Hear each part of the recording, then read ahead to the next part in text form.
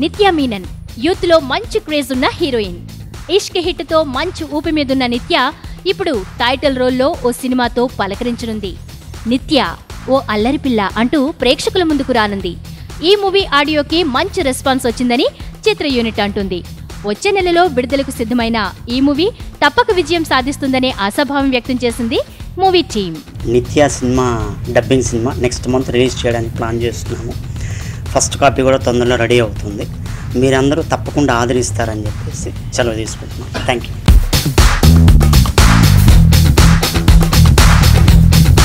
రాజశ్రీ తెలుగు నుండి ఈ రిపోర్ట్ అందిస్తున్నది కెమెరా పర్సన్ రాధాకృష్ణతో కుమార్.